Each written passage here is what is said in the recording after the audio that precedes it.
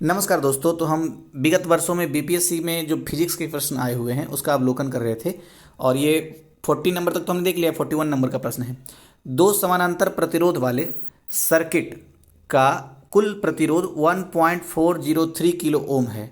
यदि एक प्रतिरोधक का मान 2.0 किलो ओम है तो दूसरे प्रतिरोधक का मान होगा 4.70 किलो ओम। ये कैसे आएगा? ये आएगा मैथमेटिकल कैलकुलेशन से। इधर दिया हुआ मैं पीडीएफ दे दूंगा, आप देख लीजिएगा, ठीक है। लेकिन गौर करने वाली बात ये थी कि इस क्वेश्चन में भी एक क्वेश्चन छिपा हुआ है जिससे बनता है हमेशा क्वेश्चन ये बन जाएगा कि प्रतिरोध का SI मात्रक क्या है, तो ओम होता है, तो ध्यान रखना ये। नेक्स्ट है, एक सामान्य शुष्क सेल से में विद्युत अपघट्ट होता है।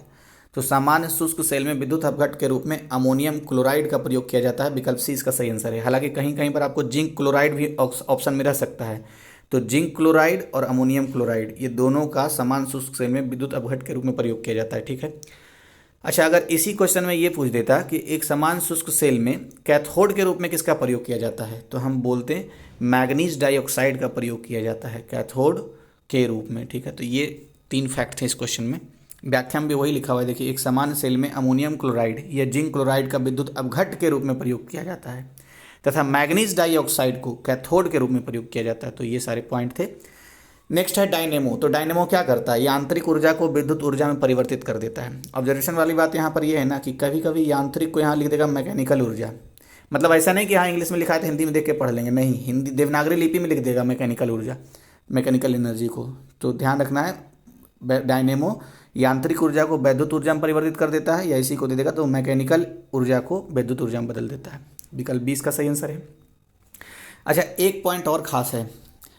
कभी क्वेश्चन, पहले मैं फैक्ट बता देता हूँ। डायनेमो, माइक्रोफोन और ट्रांसफार्मर ये तीनों विद्युत चुंबकीय सिद्धांत पर काम करता है। मैं फिर से बोल रहा हूँ, डायनेमो, माइक्रोफोन और ट्रांसफार्मर ये तीनों विद्युत चुंबकीय सिद्धांत पर कार्य करता है, ठीक है।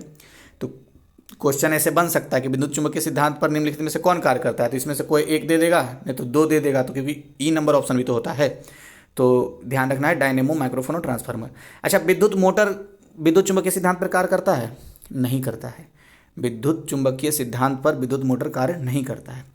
अच्छा, विद्युत मोटर में फिर क्या होता है? तो विद्युत मोटर में विद्युत ऊर्जा को यांत्रिक ऊर्जा में बदला जाता है। तो विकल्प सी इसका सही आंसर है। नेक्स्ट, विद्युत धारा निम्न में से किस उपकरण से नापी जाती है? तो विद्युत धारा को एमीटर से नापा जाता है। अगर पूछता आपसे कि विद्युत धारा का SI मात्रक क्या होता है, तो विद्युत धारा का SI मात्रक एम्पियर होता है और इसी एम्पियर को मेजरमेंट करने के लिए एमीटर नामक यंत्र का हम प्रयोग करते हैं, ठीक है। क्लियर होगा। अच्छा, विद्युत धारा का SI मात्रक भी पूछ देता है तो अदिश राशि होता है ये।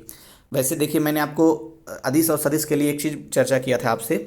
मैंने कहा था व और ब, ये अगर शुरू में हो तो समझ जाइएगा कि ये सदिश राशि है, ठीक है। अब आपके मन में ये प्रश्न शायद आ ही रहा होगा कि यहाँ पर तो विद्युत धारा है तो वह तो आ गया, तो क्यों नहीं ये हुआ अदिश, ये सदिश राशि क्यों नहीं हुआ, अदिश क्यों हो गया?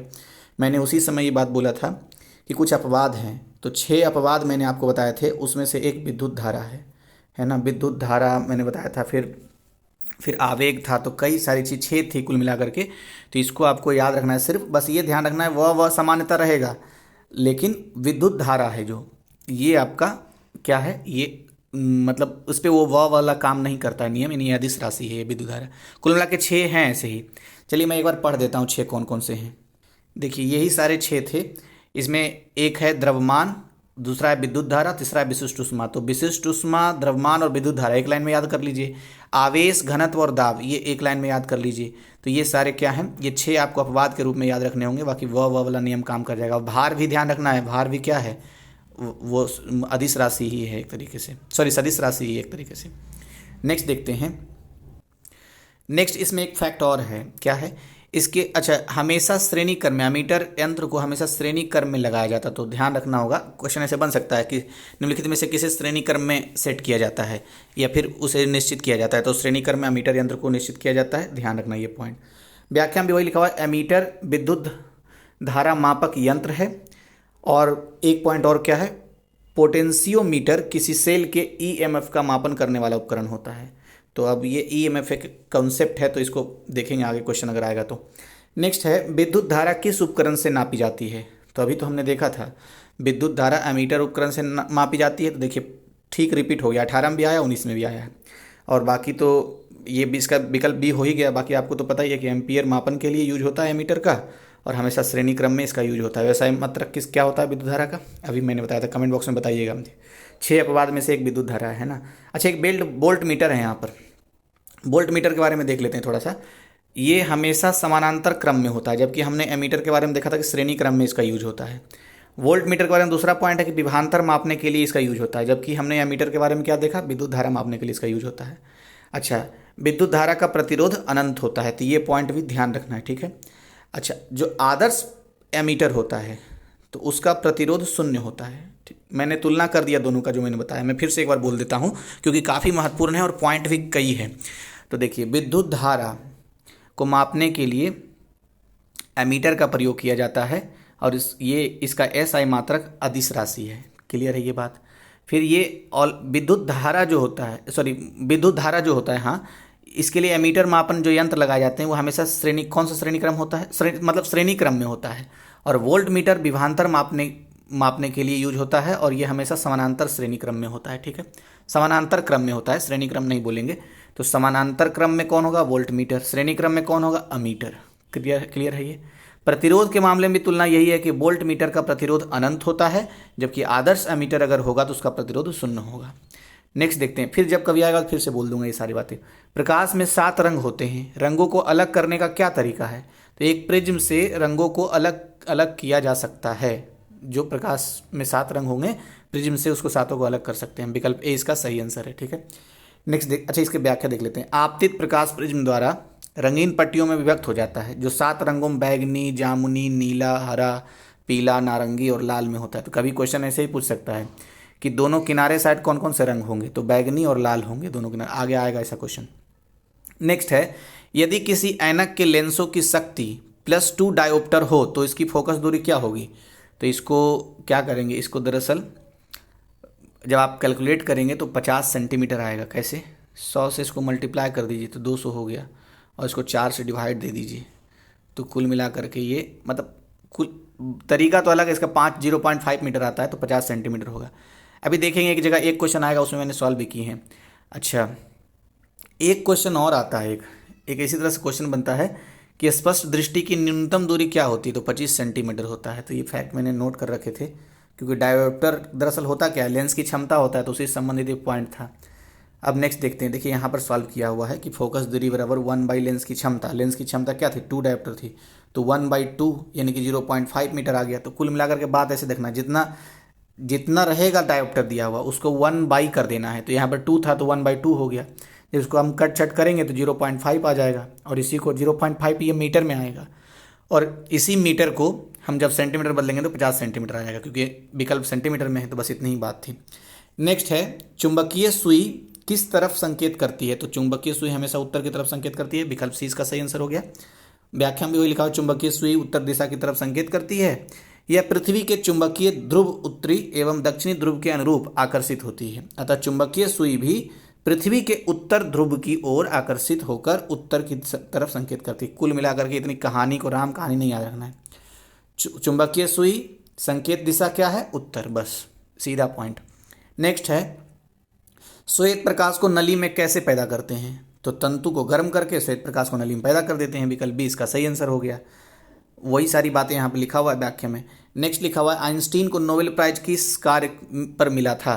तो आइंस्टीन को नोबेल प्राइज जो मिला है वो प्रकाश वैद्युत प्रभाव पर कार्य करने के लिए मिला है, लेकिन एक पॉइंट इसमें है जिसमें फंसा देगा अगर क्वेश्चन बना दिया तो। अगर सिर्फ इतना ही जानेंगे तो फंसा देगा। जैसे क्या, अगर आप हमसे ये पूछे कि प्रकाश विद्युत प्रभाव की खोज किसने की, तो खोज आइंस्टीन ने नहीं की थी, खोज तो हेनरी हर्ट्ज ने की थी। हेनरीज हर्ट्ज कहीं कहीं लिखा हुआ है, तो हेनरीज हर्ट्ज या हेनरी हर्ट्ज, इन्होंने खोज किया था प्रकाश वैद्युत प्रभाव का, ठीक है।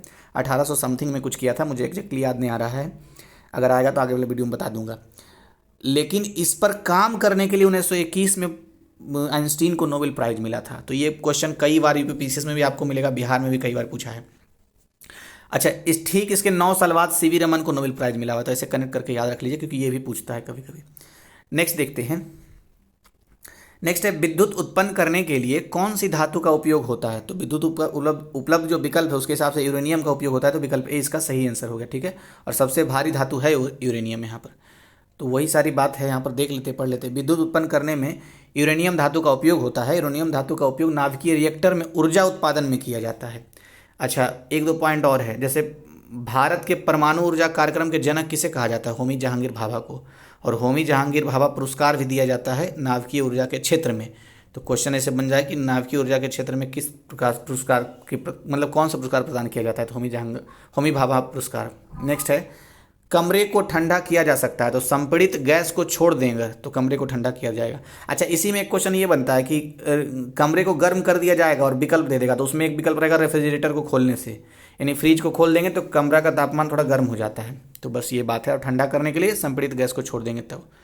तो पॉइंट हो गया सारा दोनों। आमतौर पर सुरक्षा फ्यूज लगाने के लिए प्रयोग होने वाला तार किस पदार्थ का बना होता है?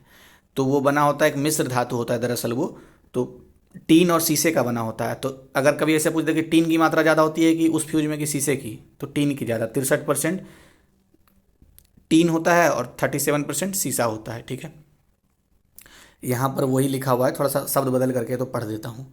एक फ्यूज एक छोटा तार का टुकड़ा होता है। यह रांगा और शीशा यानी कि टीन और लेड मिश्र धातु का बना होता है। एक पॉइंट हो गया। दूसरा पॉइंट है, इसका गलनांक निम्न होता है। हाँ, तो कभी कभी ये भी पूछ देगा गलनांक निम्न होता है कि क्या क्या, इस तरह से गलनांक वाले पर बनता है क्वेश्चन।